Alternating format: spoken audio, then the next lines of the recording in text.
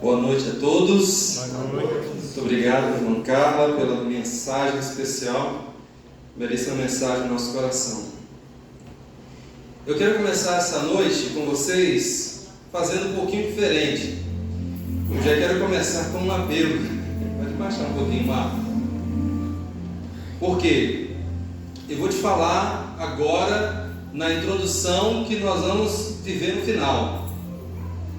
No final, eu vou convidar você, a cada um de vocês que estão aqui, a uma decisão ao lado de Cristo Jesus. E vou convidar vocês a virem aqui à frente, porque eu quero orar por você. Mas a oração não me alcança onde eu estou. Sim, a oração te alcança onde você está. E a oração alcançou esse personagem dentro da barriga de um grande peixe. Então, em qualquer lugar. Mas eu quero que você venha aqui à frente para que esse momento seja registrado na sua memória e também no seu coração. Então, ao final, eu vou chamar você, a Carla vai cantar para você e eu quero convidar você a vir aqui à frente. Combinado? Amém. Amém? Os nossos amigos, os que são adventistas, os que não são, vou convidar todos vocês a virem aqui à frente. Agora, assim como você está, feche os seus olhos e vamos orar a Deus. Querido Pai, quero agradecer ao Senhor pela oportunidade especial que o Senhor nos dá nesta noite, de estarmos aqui para ouvir a Tua voz, para estudar a Tua palavra, para recebermos do Senhor as orientações para o nosso crescimento espiritual e para a nossa salvação. Amém. Abençoe o pregador para que seja a mente, não a mente de um homem, mas que seja a mente do Senhor, através da sua palavra, se comunicando a uma outra mente humana, mas que recebeu o poder do Espírito Santo para entender e praticar aquilo que nós vamos estudar hoje. Amém. Certamente o Senhor tem uma mensagem especial para cada filho teu que o Senhor conduziu a esta casa. Amém. Assim eu oro em nome de Jesus. Amém. Abra sua Bíblia no livro de Jonas, capítulo 1. Livro de Jonas, capítulo 1. Deixa aberto aí. Muitíssimo obrigado. Livro de Jonas, capítulo 1. Se você já encontrou, diga amém. Amém. Se você não encontrou, diga misericórdia, Senhor. Então nós vamos encontrar. Pode encontrar aí capítulo 1. Pode deixar aberto no capítulo 1. Nós vamos ir meditando. Eu vou te falando os textos bíblicos igual ontem. E assim nós vamos estudando a palavra de Deus.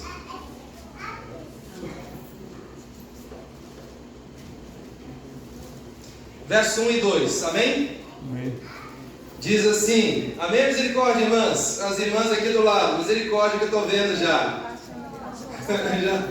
Isso, pode encontrar. Capítulo 1, verso 1 e 2.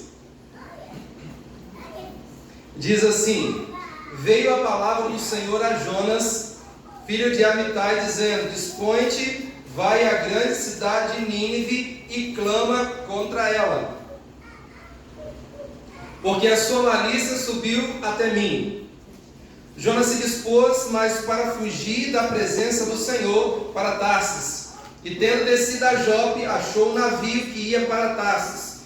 Pagou, pois, sua passagem e embarcou nele, para ir com eles para Tarsis, para longe da presença do Senhor.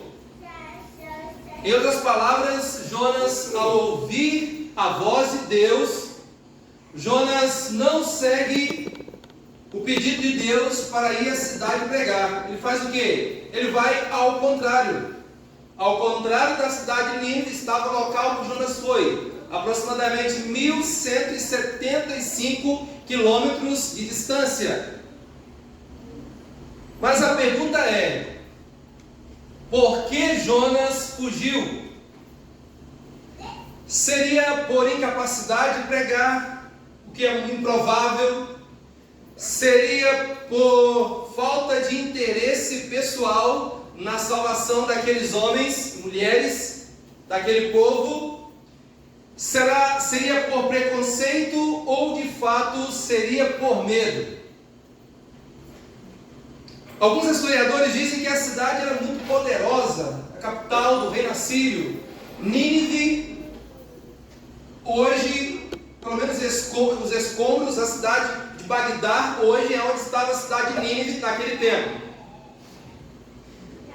E segundo os historiadores da época, o muro era tão grande que era possível passar duas carruagens, uma do lado da outra, e tinha muros, tinha torres a cada 30 metros, e sentinelas, guardas ficavam vigiando a cidade.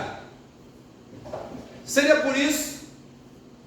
Seria pela capacidade de guerra daquele povo?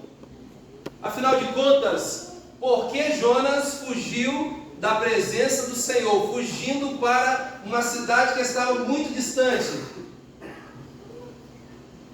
Agora, o que a fuga de Jonas trouxe de consequências para ele mesmo, para o povo, os marinheiros? Aliás, eu quero te fazer uma pergunta: quando nós fugimos da presença de Deus, o que isso traz de consequência para mim? O que traz de consequência para as pessoas que estão ao meu redor? Quais são as consequências de fugir da presença de Deus? Eu quero ver com vocês algumas dessas consequências baseado aqui na história do profeta Jonas. Verso 8 diz assim, no capítulo 1: então nos disseram, declara-nos agora por qual causa nos sobreveio este mal? Que ocupação é a tua? De onde vens? Qual é a tua terra? De que povo és tu? E ele respondeu: sou hebreu, temo ao Senhor, o Deus dos céus, que fez o céu, que fez a terra, que fez o mar.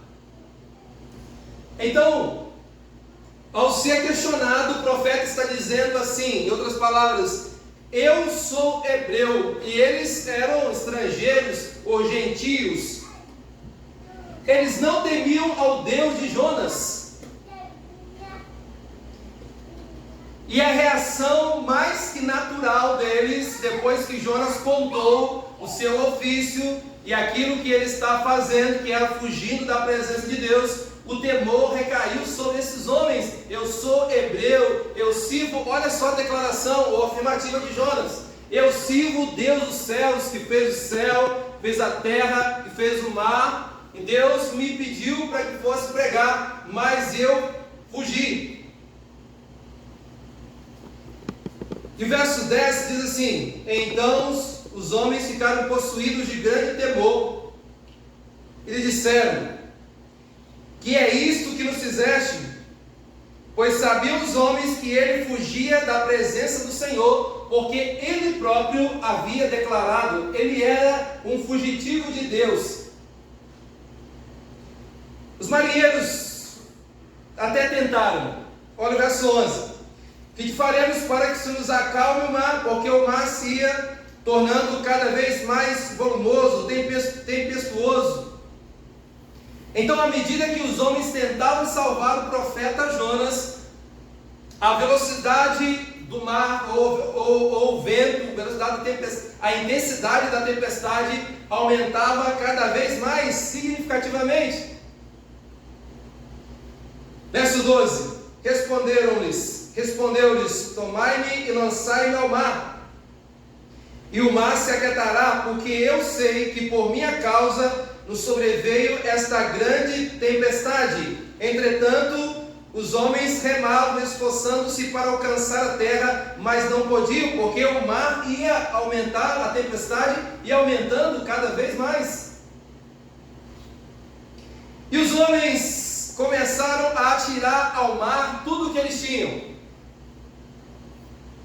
Eles lançaram ao mar a sua carga, pensando que talvez fosse a solução para evitar o naufrágio. Lançaram ao mar as suas mercadorias, lançaram ao mar, quem sabe, as especiarias, lançaram ao mar, quem sabe, os tecidos que levavam a mirra ou qualquer tipo de material. Eles lançaram ao mar os seus sonhos, talvez a economia da sua família, o sacrifício das esposas, ou os seus próprios sacrifícios, tentavam lançar ao mar, e lançaram ao mar, achando que seria essa a solução. O primeiro problema nós encontramos aqui: lançavam ao mar as suas cargas. Jonas está dando um grande prejuízo àqueles homens, por ser um fugitivo de Deus. Jonas estava ali como um peso que não foi de primeira mão lançado ao mar. Jonas permitiu que eles lançassem ao mar. Quando nós fugimos da presença do Senhor, nós podemos causar danos materiais por transações comerciais, por negócios ou qualquer outro tipo de coisa desse gênero. Jonas causa o primeiro dano material. Lançaram ao mar os seus sonhos, as suas economias, mas nada resolveu. Não foi a solução. Só que ainda nos versos 12, no verso 13, aliás, aparece a resposta. E a resposta é clara: aqueles homens não lançariam Jonas ao mar. E eles tentaram, esforçando-se para alcançar a terra, mas não podiam, porquanto o mar se ia tornando cada vez mais tempestuoso contra eles. Agora o papel inverte. Deus de antemão havia enviado o profeta para salvar. O profeta deveria estar preocupado com a salvação daqueles homens, daquele povo. Os marinheiros estavam ali tentando salvar o profeta. A tempestade não permitia, parece que tudo estava contra o profeta naquele dia, exatamente porque ele havia corrido de Deus. Esforçaram-se, tentaram, e o verso 14 ainda diz: então clamaram ao seu Deus, dizendo: Senhor, rogamos-te que não pereçamos por causa da vida deste homem, e não faça cair sobre nós o seu sangue, porque somos inocentes. Aqueles inocentes tiveram que lidar com uma situação delicadíssima, difícil. Agora, o segundo dano aqui é o dano emocional, quando nós fugimos da presença de Deus. Porque a mensagem era pregar, acarretou sobre si um dano emocional sobre ele, mas ele também acarretou esses danos emocionais sobre aqueles homens que tiveram que lidar com a situação delicadíssima, difícil. Estava se tratando ali da vida de alguém. Eles tinham sob as suas mãos o poder de deixar viver ou matar. Imagine numa tempestade como aquela, lançar um homem ao mar. No ano de 2021, nós pegamos uma tempestade em alto mar. Minha esposa é lá do Amazonas. Nós saímos de Manaus, pegamos uma tempestade. Como é difícil você navegar e manter a tranquilidade em meio a uma tempestade como aquela. Os ventos sopravam de um lado, do outro. Aparentemente os marinheiros tranquilos e pelo menos eu desesperado. É o meu fim dessa vez. E eu lembrei de uma das vezes que conversei com minha mãe sobre, e ela, o pavor que ela tem da água, do mar, do rio, e eu estava naquele dia, na madrugada, lembrando, e o vento soprando de um lado para o outro, e foi possível depois dessa experiência não lembrar desse momento que o profeta Jonas está vivendo aqui. Ele poderia ser lançado ao mar e o problema se resolveria. Mas os marinheiros até tentaram, esforçavam-se, remavam, mas não alcançavam a terra. Eles estavam contra a correnteza. Deus não queria que esses homens chegassem em terra firme com o profeta. Dano emocional, mas há um dano pior ainda, que é o espiritual. O espiritual pode ser irreversível. Então, a fuga de Deus, ou a fuga de Jonas, acarreta 3 danos. O primeiro, um dano material àqueles homens. Um segundo, um dano emocional. Agora, um espiritual. Como eles lidariam daí para frente com a ideia de ter que lançar um homem ao mar? Eles estavam acostumados com sacrifícios, os gentios, sacrifícios humanos. Agora lançar um homem ao mar. Eles tinham sob o seu poder deixar viver ou matar. Diz o verso 14, verso 15: então levantaram por fim, levantaram a Jonas e o lançaram ao mar. E o mar, que diz aí? Cessou de sua fúria. Qual era o problema? Era o mar, era a noite, era a maré aquele dia? Não, era o profeta Jonas. Qual o problema? Que ele fugia de Deus. Qual foi a consequência? Os 3 danos. Verso 16: temeram, pois, esses homens em extremo ao Senhor, e ofereceram sacrifícios ao Senhor, e fizeram, que diz aí? Votos. Fizeram votos. Verso 17: deparou o Senhor um grande peixe que tragasse a Jonas, e esteve Jonas 3 dias e 3 noites no ventre do grande peixe. Então Jonas, do ventre do grande peixe, orou ao Senhor seu Deus. E aqui no capítulo 2 está a oração do profeta Jonas. Eu não sei se você percebeu, mas o pedido de Jonas aqui é um pedido de clamor.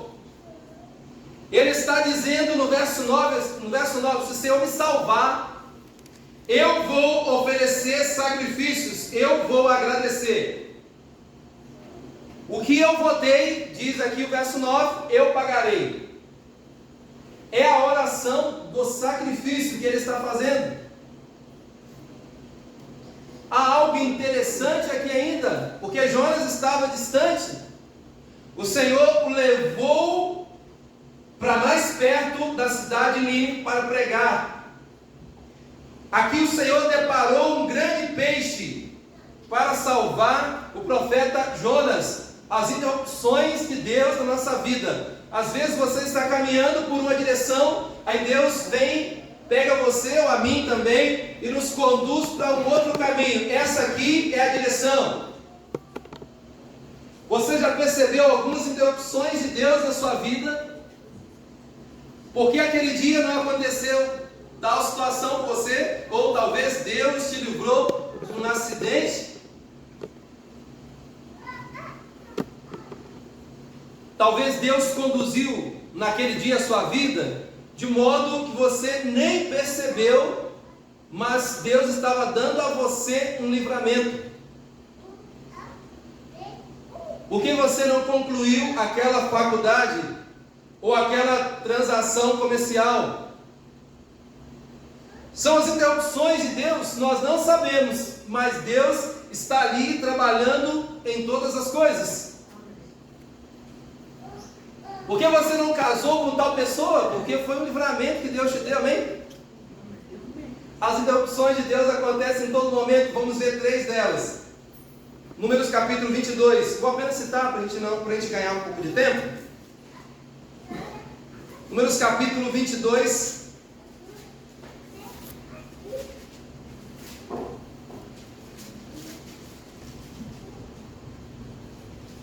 Números capítulo 22 é a história de um outro profeta. Seu nome é Balaão.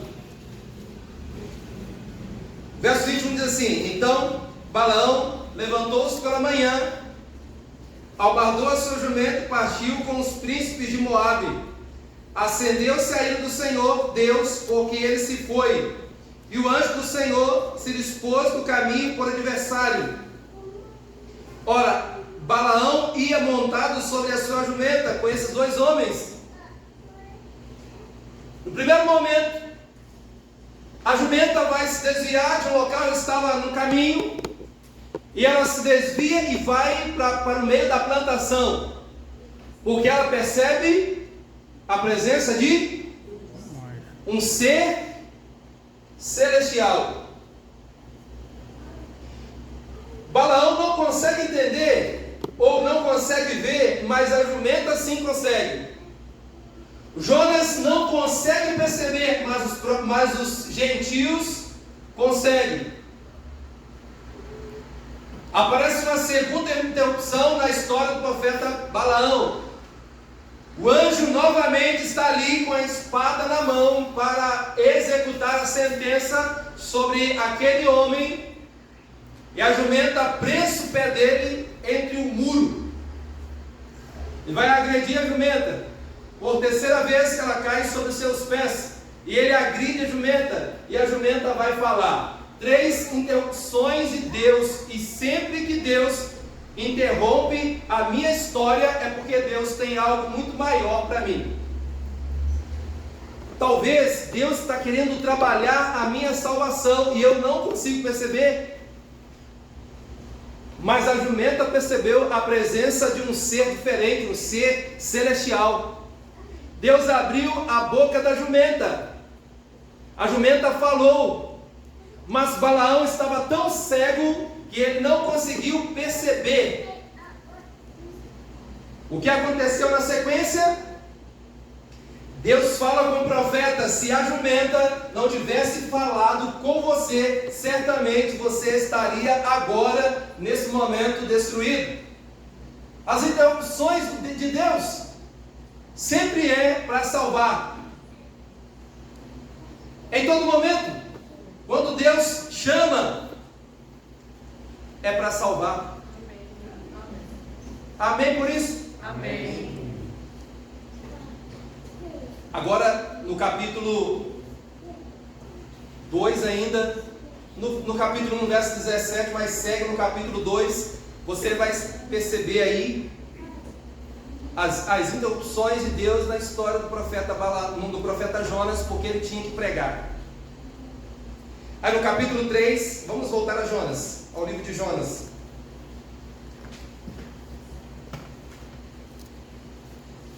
Livro de Jonas, capítulo 2, verso 10. Falou, pois, o Senhor ao peixe, e este vomitou a Jonas na terra. O Senhor dá ordem a uma jumenta, mas Deus dá ordem a um peixe que vomita o profeta. Deus dá a ordem e a tempestade acaba. A fúria do mar. Deus dá a ordem e Jonas é vomitado. Aí a palavra do Senhor volta a Jonas no capítulo 3, verso 1. Veio a palavra do Senhor a Jonas segunda vez, dizendo: vai à grande cidade e proclama o evangelho contra ela. Jonas levantou-se dessa vez e foi. A cidade era grande diante de Deus, e de 3 dias para percorrê-la. Começou Jonas a percorrer a cidade, caminho de um dia, e pregava e dizia: ainda 40 dias e a cidade será subvertida. O mais incrível é o que acontece no verso 5. Diz assim: Então os ninivitas creram em Deus e proclamaram um jejum, e vestiram-se de pano de saco, desde o maior até o menor. Verso 6. Chegou a notícia ao rei da cidade, Nínive, e levantou-se do seu trono, tirou suas vestes reais, cobriu-se de pano de saco e lançou cinza sobre si. A palavra veio a primeira vez, ele fugiu. A palavra veio por segunda vez, agora ele foi, mas eu imagino que bem contrariado. Mas só por quê? Porque a cidade era de 3 dias.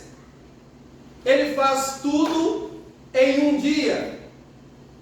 Ou ele tinha um sistema muito inovador, ou Jonas fez a sua maneira.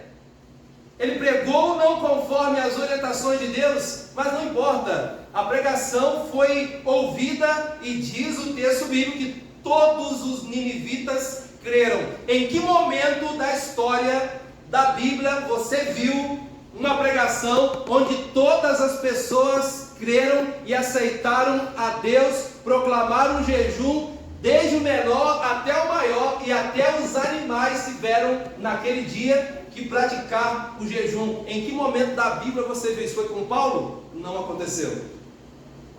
Foi com Jesus? Menos ainda. Mas foi com o profeta Jonas, o maior evangelista da história da Bíblia. Noé pregou 120 anos, ou pelo menos 600 anos com a sua vida. E você viu 8 pessoas apenas salvarem. Aqui Jonas está pregando, e ele prega por um dia, e toda uma cidade aceitou. Só que o mais incrível de tudo isso, que fala a quantidade, são 120 homens, ou 120 pessoas. Está aqui no capítulo 4. Vou te falar o texto daqui a pouquinho. Jonas creu. Os ninivitas creram. Jonas pegou, e olha a mensagem do profeta. Ainda há um pouco de esperança para vocês. Daqui a 40 dias Deus vai destruir a cidade.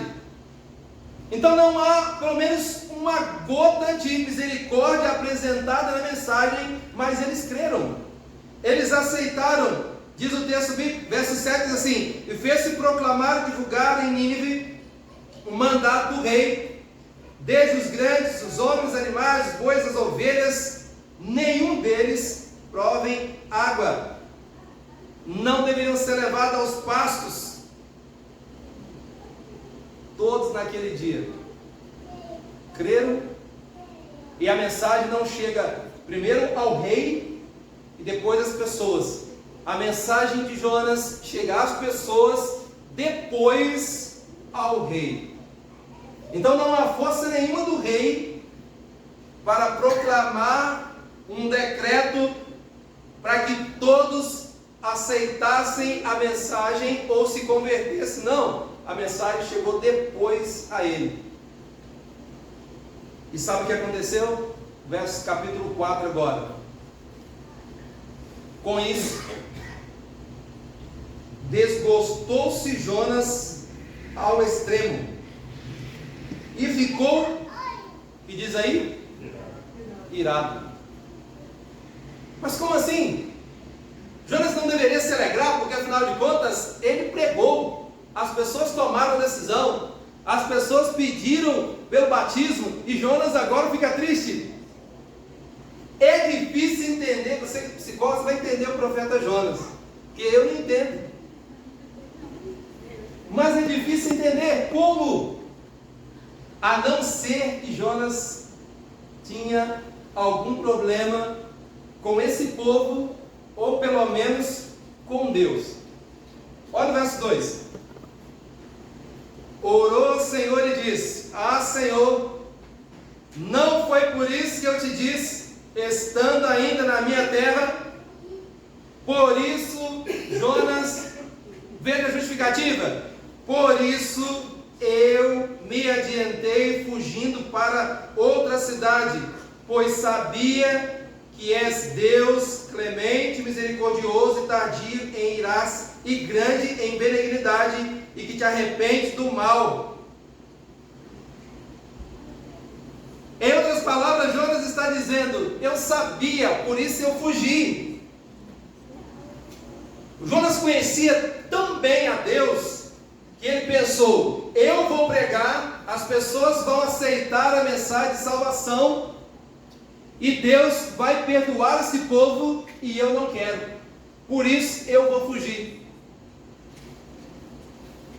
Por isso a fuga de Jonas. Ele não foi pregar por incapacidade, medo, insegurança, indisposição. Ele não foi pregar porque ele conhecia a Deus. Ele sabia que Deus era misericordioso e Deus salvaria aquelas pessoas. Por isso ele fugiu. Mas ele não pensou talvez nas consequências sobre a sua vida, sobre aquele povo e sobre a vida dos marinheiros que tiveram que lidar com situações difíceis, porque ele estava naquele barco, naquele navio. Aí Deus vai fazer surgir uma planta. Ela aparece, no outro dia ela vai morrer.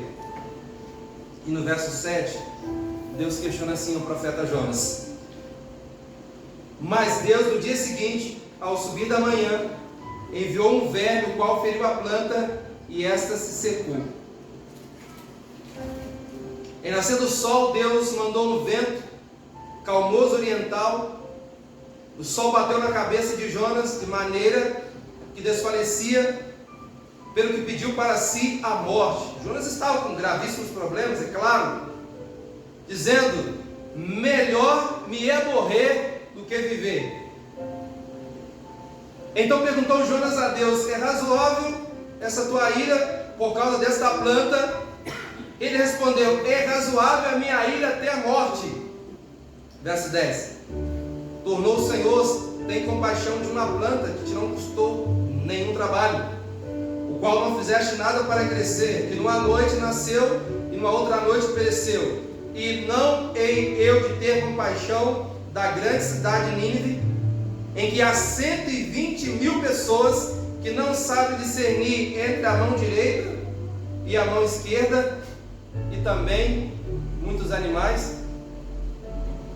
Olha aqui o argumento de Deus para salvar. Qual é?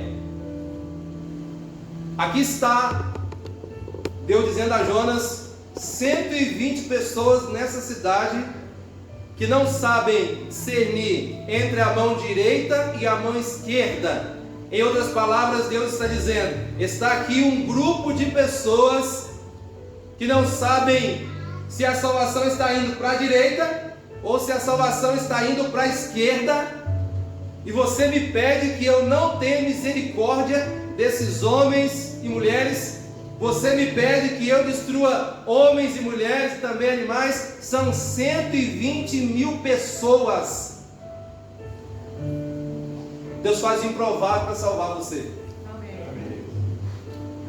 Eu quero terminar contando uma história. Eu estava para chegar, estava na faculdade, estava na Argentina, e no Brasil realizar a comportagem. Liderava um grupo de pessoas, e num dia que eu não queria, eu fui realizar uma palestra em uma igreja em Sete Lagoas. Nós estávamos em Sete Lagoas. De fato, aquele dia eu não queria, pelo cansaço, pela viagem, outras razões. Mas eu fui, obrigado, mas fui. E no final, uma pessoa me entregou um papel. Sim. Nós realizávamos a palestra, pegávamos os papeizinhos, fazíamos contato para vender livros, materiais da igreja. E era só isso, naquele dia, que eu estava pensando, até ter o contato com a Margarete. Ela me deu o endereço, era no domingo, fui à sua casa no outro dia de manhã, não encontrei no primeiro momento. Perguntei a algumas pessoas, disseram é aqui, nós encontramos. Chegando lá, a Margarete chorava copiosamente. E durante todo o tempo que ficamos ali, ouvia-se apenas as lágrimas e os gritos da Margarete. E depois de um bom tempo, ela acalmou um pouquinho e foi contar a sua história. Ela disse assim: eu havia falado para Deus, é a última chance que eu dou para o Senhor, porque eu já estou frequentando essa comunidade há muito tempo e não estou percebendo que Deus está falando comigo. E ela dizendo assim: eu disse assim para Deus, essa é a sua última chance. E fui para a igreja, sem saber. Nós estávamos lá na equipe aquele dia. E a Margarete chorava, porque ela já havia decidido, se Deus não falasse com ela, a tirar a sua própria vida e também a vida das suas filhas. E foi nesse momento que nós chegamos. Nós oramos com ela, ficou tudo bem, nós voltamos para a Argentina, a igreja continua assistindo e acompanhando a Margarete, mas eu tiro de lição aquele dia a lição daquele dia foi, eu não queria estar lá naquele dia, não era plano, eu não estava disposto, mas Deus pegou assim, e sem eu saber, mudou a circunstância, a uma interrupção de Deus, porque está ali, você vai ser enviado, porque há uma pessoa ali que precisa ouvir deste assunto que vocês vão falar, porque Deus queria mudar a vida de alguém, de uma única mulher, a Margarete. Mas então, fazer o apelo final, eu quero convidar a Carla aqui à frente. Vem aqui, Carla, já vai cantar. E ela vai cantar essa música para você ter um momento especial com o Senhor. Aqui, Carla. Pode subir aqui, por favor. Está funcionando esse microfone, Marco? Tá? A música que ela vai cantar é uma música muito especial, para que você tenha um momento especial com o Senhor agora. E depois eu vou convidar você aqui à frente, conforme eu te falei. E a música fala assim: não resista mais ao convite, nos braços de Jesus cabemos todos nós, Ele nos restaura com o toque de sua mão. Qual será a sua decisão? Ela vai cantar para que você tenha um momento espiritual. Talvez esse é o primeiro momento do dia em que você vai ter comunhão com Ele. Ela vai cantar e você vai ficar aí. E no final, eu quero convidar você a vir aqui à frente e nós vamos orar juntos.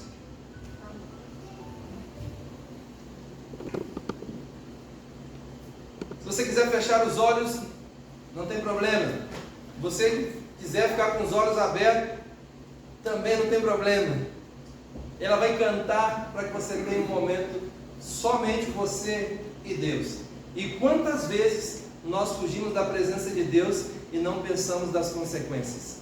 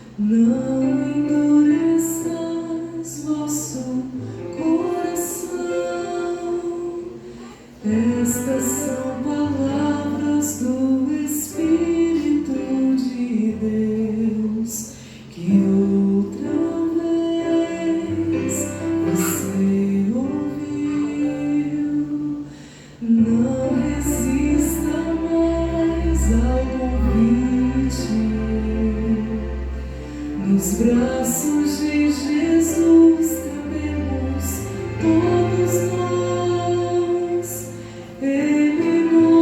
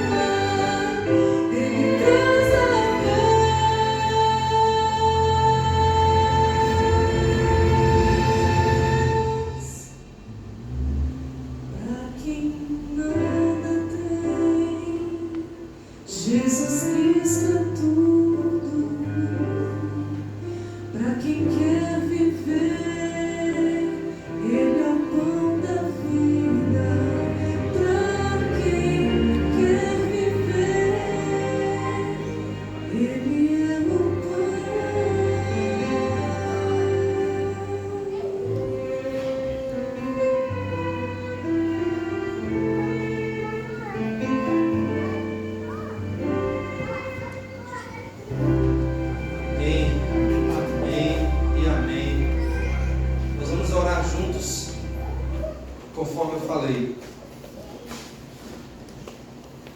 Vai ser projetada uma imagem.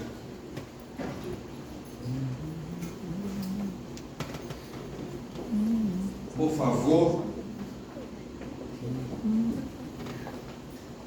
Eu tenho vivido lindas experiências em 5 meses que estou morando aqui.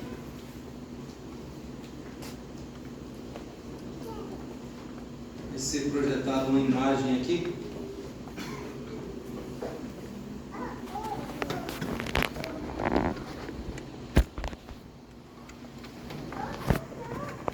Aguarde só um minutinho.